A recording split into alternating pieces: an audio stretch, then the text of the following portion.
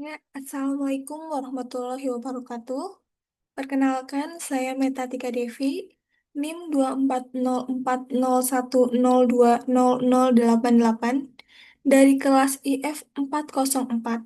Di sini saya akan mempresentasikan hasil ulangan akhir semester saya di mata kuliah Komunikasi Data dengan dosen Bapak Agung Riyadi Eskom Mkom. Di sini saya merangkum dari bab 7 sampai bab 15, yaitu ada data link control, multiplexing, switching network, packet switching, asynchronous transfer mode atau ATM, ATM dan frame relay, teknik transmisi, dan jaringan ad hoc. Data link control, pengendalian aliran atau flow control, yaitu untuk mengatur pengiriman data agar tidak membanjiri penerima dan menghindari buffer overflow dengan menyesuaikan waktu transmisi dan propagasi. Metode pengiriman frame yaitu stop and wait. Satu frame dikirim lalu menunggu ACK, sederhana namun tidak efisien. Sedangkan pada teknik sliding window, yaitu mengizinkan pengiriman beberapa frame sekaligus hingga kapasitas buffer atau window size. Pada teknik ini efisien dan umum digunakan. Yang ketiga yaitu fragmentasi. Data besar dibagi menjadi frame kecil untuk efisiensi dan deteksi kesalahan. Kontrol kesalahan atau error control, yaitu deteksi menggunakan party check dan Click Redundancy Check atau CRC.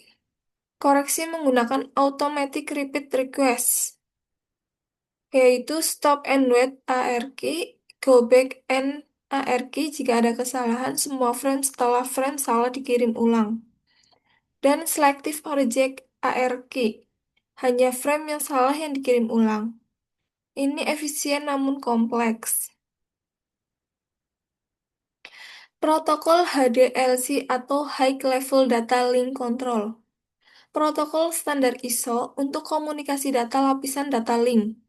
Terdiri dari tiga jenis stasiun, yaitu primary, secondary, dan combination. Konfigurasi hubungan, unbalanced dan balance. Mode transfer terdiri dari tiga, yaitu normal response mode atau NRM, asynchronous balance mode atau ABM, dan asynchronous response mode yaitu atau ARM. Struktur frame HDLC yaitu elemen utamanya terdiri dari flag field atau penanda awal atau akhir frame. Kedua yaitu address file, identifikasi stasiun tujuan. Control file yaitu menandakan tipe frame, informasi, supervisor, dan annumbered. Yang ketiga yaitu empat yaitu information file yaitu data pengguna dan frame check sequence untuk deteksi kesalahan. Gunakan bit stuffing untuk menghindari konflik bit pattern dalam flag. Protokol data link control lain yaitu LAPB dan LADPD yaitu versi dari HDLC untuk X25 dan ISDN. Selanjutnya ada LLC atau Logical Link Control digunakan dalam IEEE 802 untuk memisahkan MAC dan LLC. Yang ketiga yaitu Frame Relay, protokol ringan untuk jaringan berkecepatan tinggi. Yang keempat yaitu ATM atau Asynchronous Transfer Mode, yaitu gunakan sel tetap berukuran 53 byte untuk transmisi cepat. Multiplexing. Multiplexing adalah teknik untuk menggabungkan beberapa sinyal ke dalam satu jalur transmisi agar penggunaan media lebih efisien.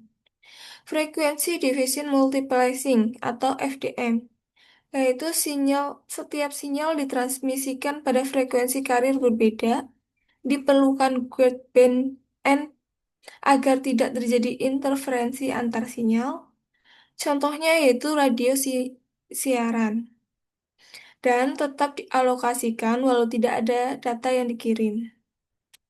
Yang kedua yaitu Synchronous Time Division Multiplexing atau TDM, yaitu slot waktu tetap dan disisipkan secara bergantian. Yang kedua, slot tetap teralokasi walau tidak ada data. Kelemahannya yaitu banyak slot kosong, efisiensi rendah. Masalah sinkronisasi diatasi dengan framing dan pulse stuffing atau penyisipan bit damai. Sistem karir digital. Contoh sistem DS1 di Amerika Serikat menggabungkan 24 channel suara. Setiap frame terdiri dari 193 byte, yaitu 8 byte channel plus 1 byte framing. Kecepatan transmisi 1544 Mbps. ISDN atau Integrated Service Digital Network yaitu menggabungkan berbagai jenis layanan dalam satu jalur. Basic Interface 2B atau 64 kbps plus 1D atau 16 kbps sama dengan 192 kbps. Primary Interface 23B plus 1D dan di Eropa yaitu 30B plus 1D. SONET atau SDH Synchronous Optical Network yaitu standar komunikasi berbasis serat optik. STS per 1/0 OC -1 sama dengan 5184 Mbps dapat mengangkut sinyal DS-1 dan DS-2 dan sebagainya. STSN adalah gabungan dari beberapa STS1 kecepatan minimum.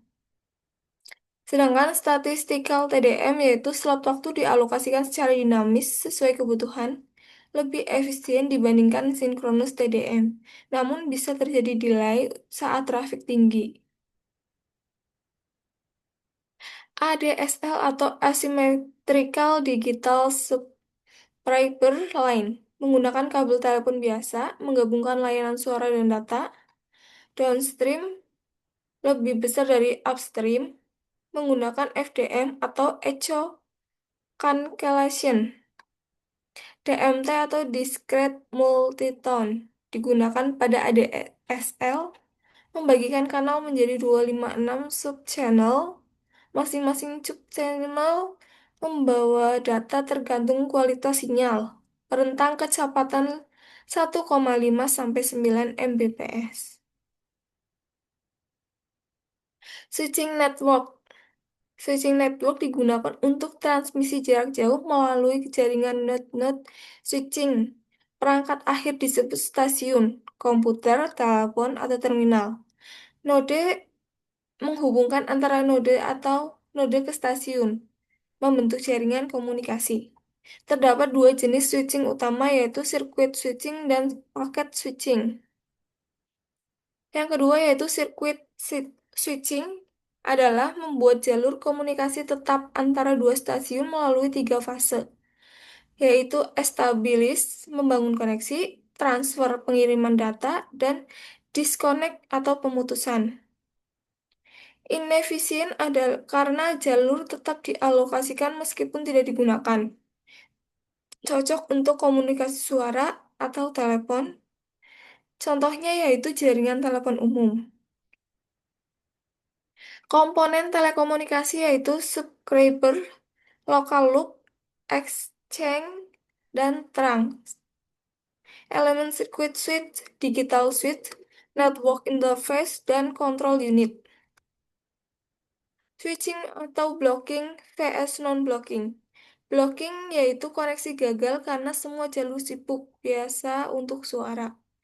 Sedangkan not blocking yaitu semua pasangan stasiun dapat terhubung sekaligus, biasanya untuk data. 4. Teknik switching.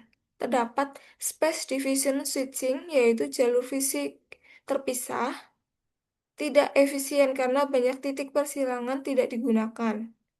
Multi-stage switch yaitu lebih hemat cross point, bisa memiliki beberapa jalur atau lebih handal. Yang ketiga yaitu Time Division Switching atau TDM, menggunakan time slot untuk berbagai jalur berkecepatan tinggi. Yang kelima, routing. Jalur melalui satu atau lebih switch bisa menggunakan routing statis atau dinamis, tergantung traffic. Struktur jaringan telepon publish seperti pohon. Enam yaitu alternate routing atau jalur alternatif didefinisikan sebelumnya. Switch asal memilih router berdasarkan prioritas. Yang ketujuh yaitu sinyal sinyal kontrol atau control signaling. Fungsinya yaitu nada sambung, nada sibuk, indikasi panggilan gagal, billing, dan lain-lain. Urutannya urutan sinyal. Yang pertama, telepon idle atau off hook. Yang kedua, dial tone dikirim. Yang ketiga, nomor ditekan. Yang keempat, target menerima sinyal dering. Yang kelima, penerima mengangkat, koneksi terbangun. Dan yang keenam, jika panggilan menutup, koneksi terputus. Yang kedelapan yaitu switch to swing signaling atau koneksi antar switch dilakukan lewat rang. Sinyal off hook atau on hook digunakan untuk pertukaran alamat. Yang kesembilan yaitu lokasi dan jenis signaling. In-channel signaling atau sinyal kontrol dan data pada jalur yang sama. Biasa in-band atau frekuensi suara atau frekuensi terpisah. Keterbatasannya yaitu lambat dan rawan error. Common Channel Signaling atau CCS yaitu jalur sinyal kontrol terpisah dari jalur data. Bisa dalam associated atau dissociated mode. Yang ke-10 yaitu struktur jaringan signaling, menggunakan STP untuk mengatur signaling. Pertimbangan desain yaitu kapasitas link, waktu transfer pesan, dan ketersediaan serta keandalan. Paket switching, prinsip dasar. Sirkuit switching kurang efisien untuk data karena jalur tetap dan idle saat tidak ada pengiriman. Paket switching mengirim data dalam bentuk paket kecil. Setiap paket berisi data dan informasi kontrol. Menggunakan metode store and forward. Keuntungan paket switching yaitu efisiensi saluran. Satu link bisa dibagikan untuk banyak paket. Yang kedua yaitu konversi kecepatan data. Tiap stasiun bisa punya kecepatan sendiri. Dan yang ketiga yaitu paket tetap diterima meski jaringan sibuk. Dan yang keempat, mendukung prioritas. Teknik switching. Yang pertama yaitu datagram. Tiap paket diproses independen. Rute bisa berbeda, urutan bisa acak. Cocok untuk jumlah paket sedikit. Yang kedua yaitu virtual circuit atau jalur logis dibuat sebelum pengiriman. Tiap paket membawa virtual circuit ID. Urutan tetap lebih cepat dari datagram. Perbandingan antara sirkuit dan paket switching yaitu paket switching lebih fleksibel dan efisien, tapi menambah delay karena buffering dan routing.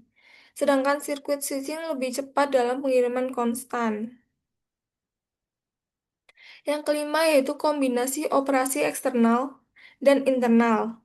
Bisa terjadi kombinasi antara virtual circuit eksternal dengan datagram internal. Paket eksternal bisa dikirim dengan cara yang berbeda di dalam jaringan. Yang keenam yaitu routing atau pengaturan jalur. Elemen penting dalam paket switching, kriteria performanya yaitu correctness, robustness, optimally, dan efisiensi. Pemilihan rute bisa berdasarkan minimum hop, less cost, dan lain-lain. Waktu dan tempat keputusan routing. Waktu yaitu tiap paket atau satu kali per virtual circuit. Tempatnya bisa di node terpusat atau di sumber. Yang ketujuh yaitu strategi routing. Yang pertama fix routing atau rute tetap. Dua flooding, semua node dikirim ke tetangganya.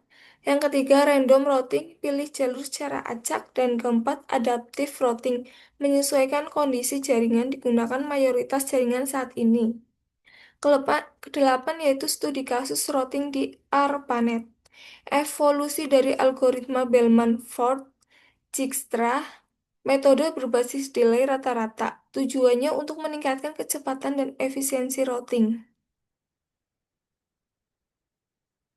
9. Protokol X25. Standar koneksi antara host dan jaringan paket switching. Terdiri dari tiga lapisan yaitu physical layer, link layer, dan paket layer. 10 layanan virtual circuit di X25 untuk mendukung hingga 4095 virtual circuit per link. Format paket memiliki ID virtual circuit. Virtual call yaitu koneksi dibentuk secara dinamis. Permanen VC yaitu koneksi tetap disediakan oleh jaringan. Yang ke-11, kontrol dan pemulihan. Dengan menggunakan reset atau menginisialisasi ulang virtual circuit dan restart, setara dengan menghapus semua VC misalnya karena putus jaringan sementara. Asynchronous Transfer Mode atau ATM, yaitu arsitektur protokol ATM. Serupa dengan paket switching, data dikirim dalam bentuk unit kecil, menggunakan sel tetap berukuran 53 oktet, memiliki tiga panel, yaitu user plane, transfer data pengguna, control plane, pengaturan koneksi, dan manajemen plane, manajemen sistem dan protokol. Koneksi logis ATM, Virtual Change Connection, yaitu jalur komunikasi antara dua pengguna. Yang kedua yaitu Virtual Patch Connection, kumpulan FCC yang punya titik akhir sama. Keuntungannya, arsitektur lebih sederhana, reliabilitas meningkat, dan proses switching lebih cepat dan efisien. Karakter FP atau FC yaitu menjamin kualitas layanan KOS, mendukung kanal permanen atau sementara, menjaga urutan panggilan, mendukung pemantauan lalu lintas dan negosiasi parameter. Yang keempat yaitu pengaturan sinyal atau signaling. Dilakukan melalui kanal khusus, user to network signaling channel, meta signaling channel, user to user signal channel. Yang kelima yaitu struktur sel ATM, ukuran tetap di 53 oktet, header berisi FPI, FCI, payload type, cell loss priority, header error control. Pengendalian aliran atau flow control. Generic flow control di sisi user network interface. Gunakan sinyal seperti halt, no halt, set, dan null untuk mengatur laju pengiriman data. Model dua antrian go kontrol A, B, dan go value A atau B. 7. Transfer ATM cell mendukung berbagai kecepatan fisik. Dua jenis lapisan fisik yaitu cell base dan SDH base. Kategori layanan ATM, real time dan non-real time. ATM dan frame relay. ATM atau Asynchronous Transfer Mode berdiri dari ABR atau Available Bitrate, yaitu aplikasi menentukan pixel rate dan minimum cell rate. Jaringan menjamin alokasi minimal MCR, kapasitas sisa dibagi di antara semua sumber, cocok untuk LAN interkoneksi. ATM Adaptation Layer menjembatani protokol non-ATM.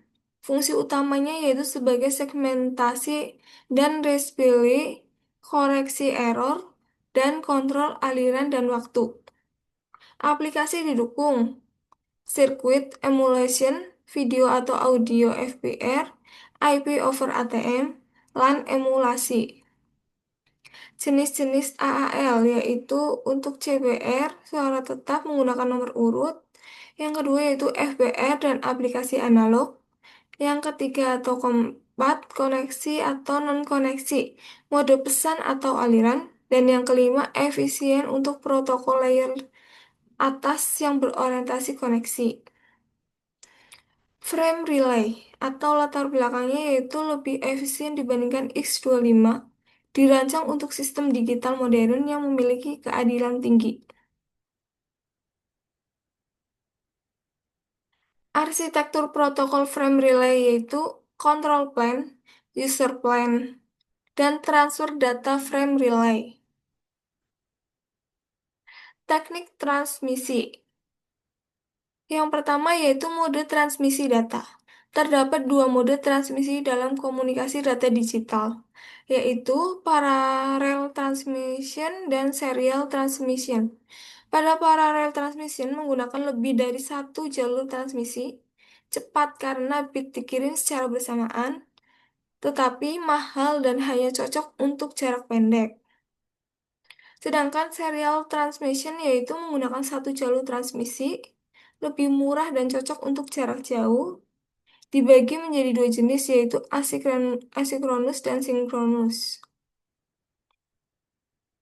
Serial transmission. Yang pertama yaitu asynchronous transmission. Tidak membutuhkan sinkronisasi clock antara pengirim dan penerima. Data dikirim per karakter, diawali dengan start bit dan diakhiri dengan stop bit. Umumnya digunakan pada modem, fax, USB, email, dan sebagainya. Keuntungannya yaitu sederhana dan murah, serta kekurangannya yaitu tambahan bit menambah overhead. Yang kedua yaitu synchronous transmission. Sinkronisasi clock diperlukan antara pengirim dan penerima. Data dikirim dalam blok, diawali dengan preamble dan diakhiri dengan postable. Cocok untuk komunikasi yang berkesinambungan dan real time. Format frame bisa karakter orientation atau kontrol dalam bentuk karakter, dan bit orientation, yaitu kontrol dalam bentuk bit. Keuntungannya yaitu lebih efisien dibandingkan asinkronus, dan kontrol informasi minimal. Di sini tabel perbedaan asinkronus dan sinkronus menurut empat aspek. Pada aspek sinkronisasi clock, di asinkronus tidak perlu, sedangkan di sinkronus perlu untuk clock sinkronisasi. Pada aspek kecepatan, asinkronus lebih lambat dibandingkan dengan sinkronus. Pada aspek efisiensi data, asinkronus lebih banyak bit tambahan, sedangkan sinkronus lebih efisien. Penggunaannya pada asinkronus